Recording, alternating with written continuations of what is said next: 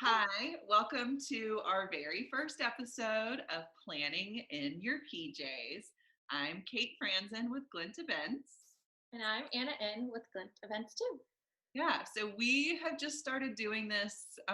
We don't have any weddings until the fall, and we don't have all of our corporate events got rescheduled, and like we miss all our people. So we're trying to stay connected and stay in touch with our vendors and creative partners. And we know that many people out there are still planning their wedding and their event and trying to get to know different vendors. So why not do it with us? So we are not professional video people. We don't really get how this works at all.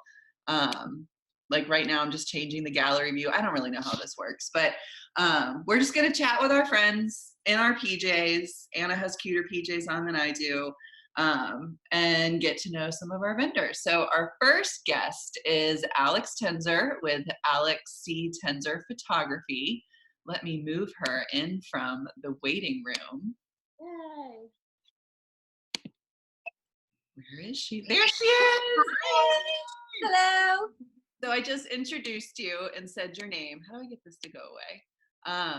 So thank you for joining us in your PJs. Of course. My fabulous PJs, by the way. Love them. They're amazing.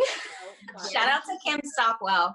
Because I was thinking, I was like, who's a little more extra than me that I can borrow really amazing PJs from? And so Kim, thank you. I want to borrow next. Kind of explained it. And we're just kind of rolling with this. We're not video people, so we're just gonna no worries with our friends in PJs. So we want to know a little bit about you as a photographer. And so I don't even think I know this, but like, how did you get started? Like, how did you get into photography? How did you start shooting weddings and events? What's your story? Yeah, it's like a really roundabout way that I ended up as a wedding photographer. While photography was always kind of a hobby growing up for me, you know, it was in the age before social media and realizing that, you know, creating photos could be a revenue stream. And so I don't think I just ever thought how I could monetize doing something creative. I can tell you from an early age that I never enjoyed like authority and knew that I probably would want to work for myself growing up.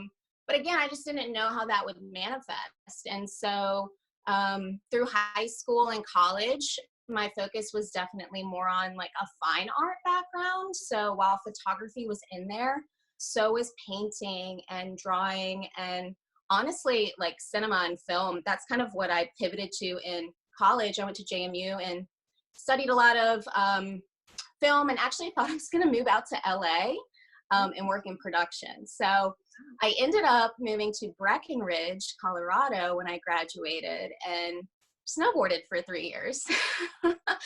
And so like jobs and life and like creativity kind of fell by the wayside for about 3 years. And then I moved home back to Richmond and started my business, actually reaching out to my old high school photography teacher, knowing that he did weddings on the side and thinking that that might be something that I would enjoy doing. And so I reached out to him and I was like, hey, can I like shadow you on a wedding just to see if I, you know, like it? Photographer. Who was the high school teacher? So his name is Eric Liza. I'm pretty sure he still does weddings on the side. Yeah, and he was awesome. Wedding. Like, the first wedding I did in 2011, he was the photographer. No way. That's hilarious. I think he still teaches. He teaches more graphic design as opposed to photography. But he was like, we were the first class in high school that he was teaching out of college. So he was like young and we were listening to Fugazi and the Pixies like in the dark room. He was so cool.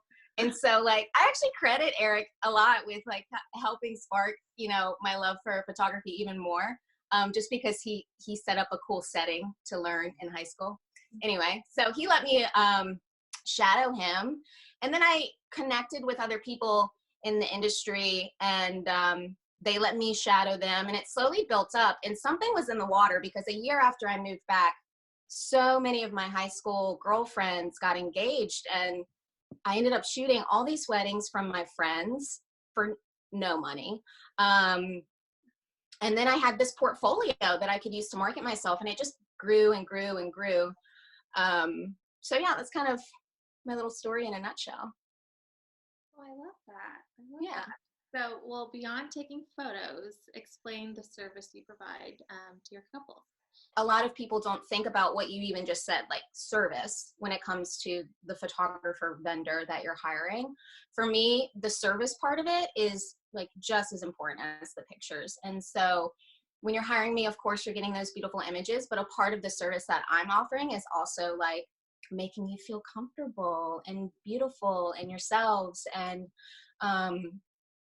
so yeah, so it's not just about like taking a pretty picture when you hire me. There's a lot of other fun stuff involved in there.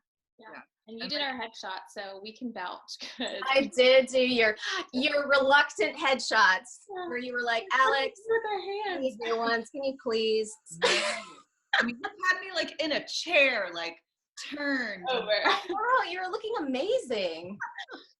Oh my goodness. Yeah, I do not like getting my photo taken at all. But yes, I can say you made me feel very comfortable. Okay, let me just point out though, like no one likes having their photo taken. I don't know why people think like they like meekly tell me, oh, listen, I know you take pictures, but we don't like having our picture taken. I'm like, you and everybody else, me included, like, nobody likes it. And that's fine. And that's a part of my job. It's like helping you realize that it ain't that bad. Yeah. It ain't that bad. Like at the end of it, it's like, okay, that wasn't so bad. And so that's like a big part of the experience too. Mm-hmm. So what is the process like once someone decides to work with you? Like what are the things that happen before the wedding day even gets here? Yeah. So actually, I mean, beforehand is getting over that hurdle of I don't like having my photo taken, right? And so to help kind of ease into that, I really encourage doing an engagement shoot. That is such a big and important thing. Not when it comes to the photos. I try to tell people, I'm like, listen, we're going to do this thing. You don't want to do it. I get it. I tell them, I'm like, our grandparents didn't go get engagement pictures. Like for me, it's not about the actual photos.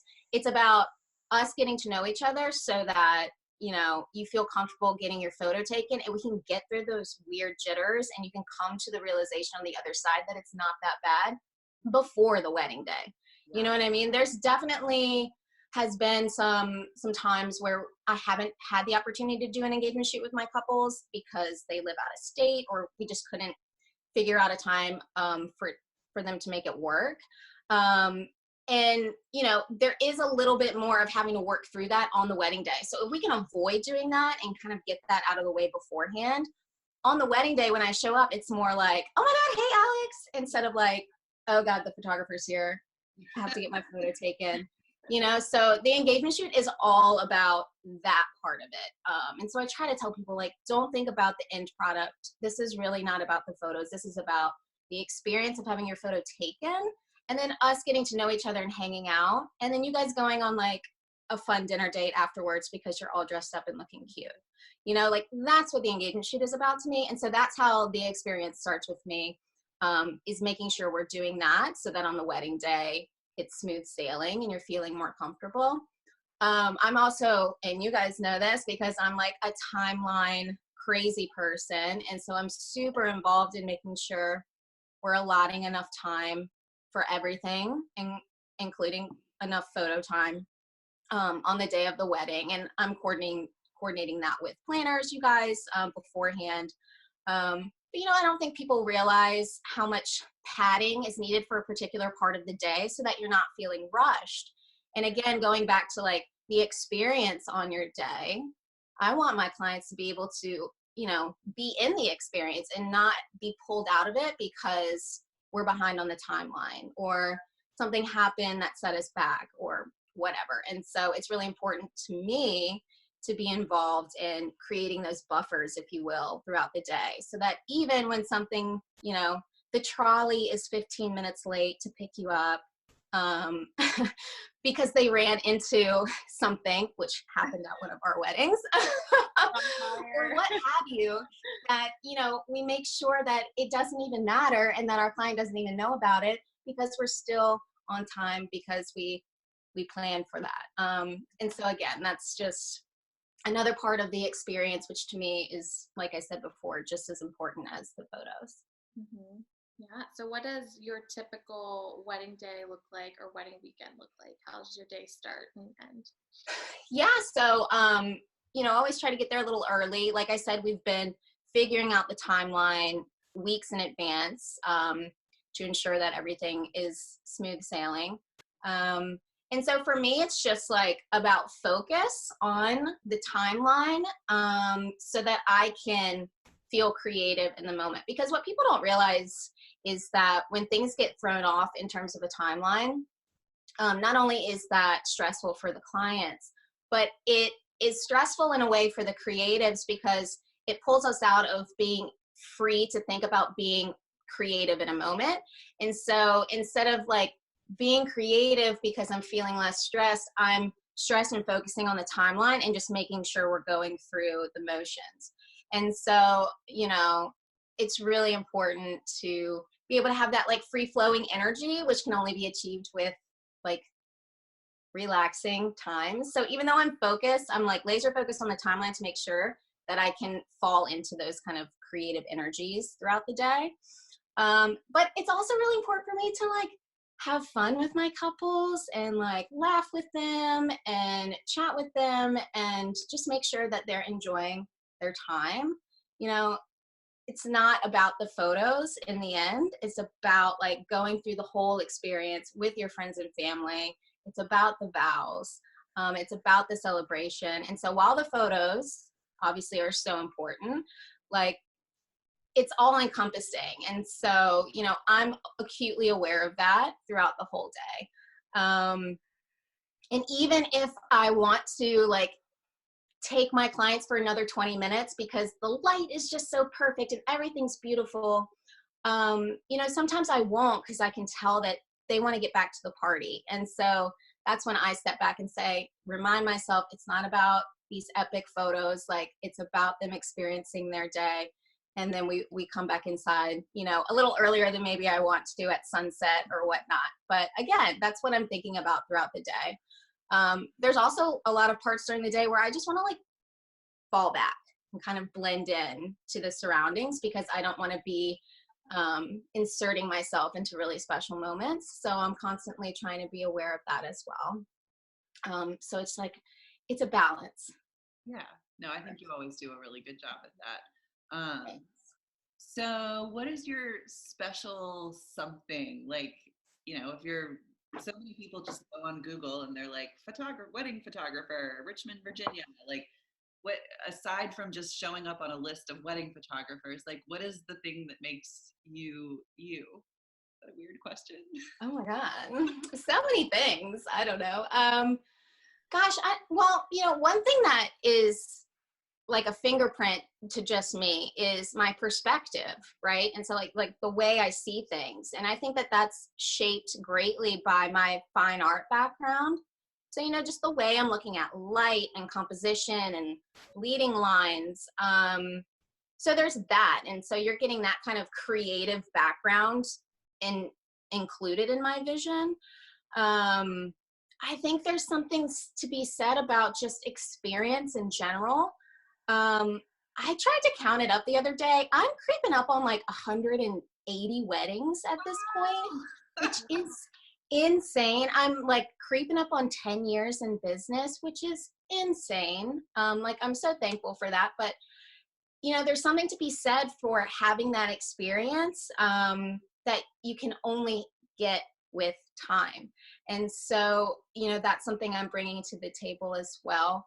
It's crazy. Like a wedding day, I don't think people understand that a photographer on a wedding day is shooting in every situation you can imagine, right? Like a portrait photographer has their pretty studio and is in control of all the light and they're in control of all the elements. Mm-hmm. And a wedding photographer has to be a portrait photographer, a photojournalist, like so many, a landscape photographer, like an event photographer, so many kind of, types of photography are happening on a wedding day. And so again, it's like that experience thing, understanding the flow of a wedding day. Um, yeah, it's just crazy. So I think that those are things that kind of stand me out from the crowd. And then just, and this is what I hear from my clients and my clients' parents is like, you were so wonderful. Thank you for making everybody feel like at ease and carefree and, uptight. I'm probably the most opposite of uptight you can be in terms of personality. Yeah. And so, yeah, I like to think I can get people out of their shells and relax and feel more like themselves too. Yeah, But I mean, you're definitely good at that. Like, this probably sounds weird to say, but like you're an easy sell when we're working with our couples, just Oh from a yeah.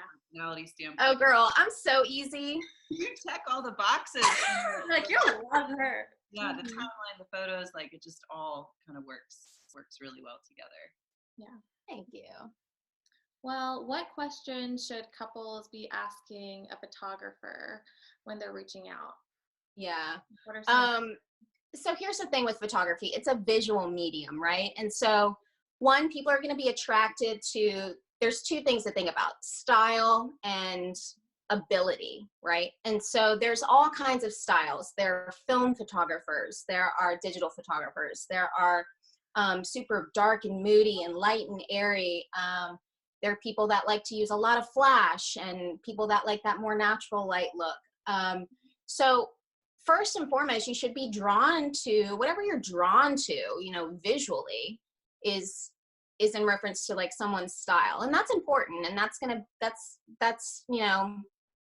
how a lot of photographers are branding themselves based on their style.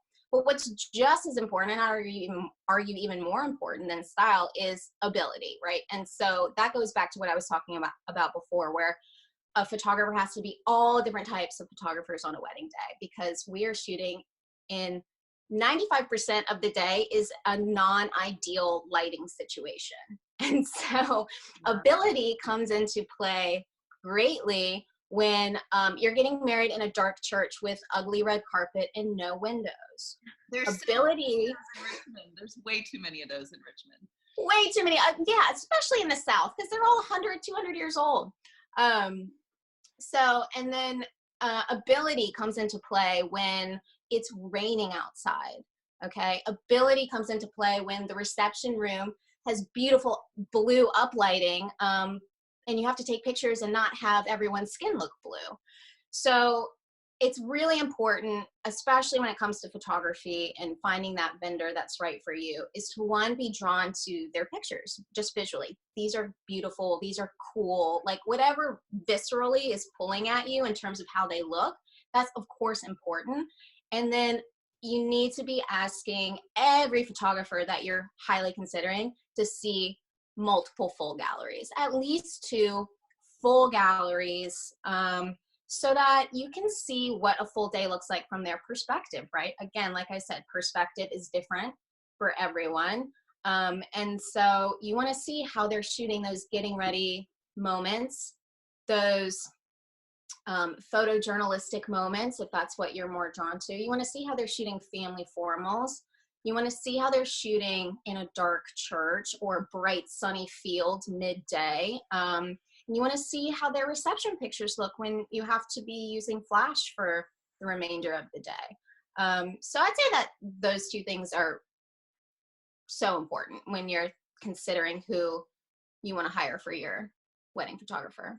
Yeah. Pivoting to a different topic, Okay. how has the stay-at-home order been affecting you? Like, what are your days like? What have you been up to lately?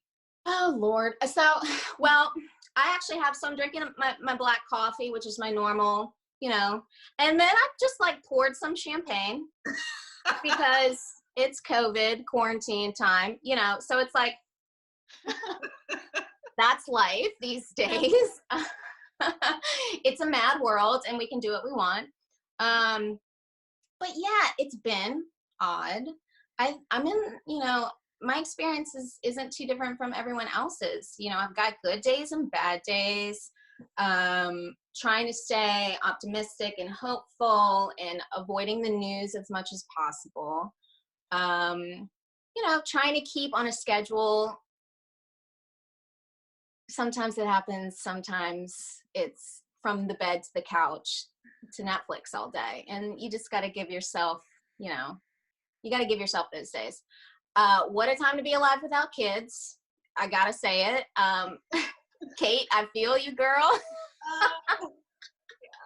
So, you know, I know a lot of my friends that have kids are struggling just a little bit more than I am in regard to that. I've got a lot more time to myself, which has been nice. But yeah, I'm just trying to make it work day by day. It's weird. We just don't know. And so I'm trying not to think about how it was, how it's going to be. I'm just trying to think about, you know, right now. And I find that when I actually have intention in terms of thinking about just right now, those are the days that wind up with a little less of the drinking going on, you know, but it's fine. I love that you have a prepped glass of champagne ready to go along with your coffee. Duh!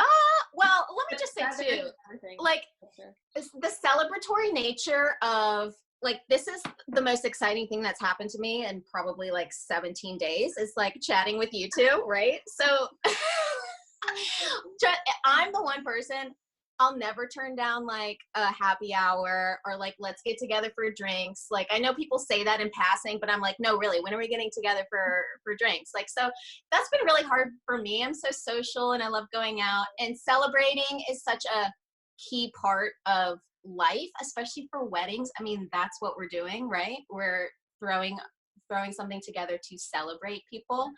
And so like, this is just on brand. Hello. And we're talking about our businesses. So Abby. I guess that could be your silver lining too. Yeah. Pour a glass of champagne in the morning. But what exactly. Yeah, so what'd you say, Kate? Nothing. Keep going.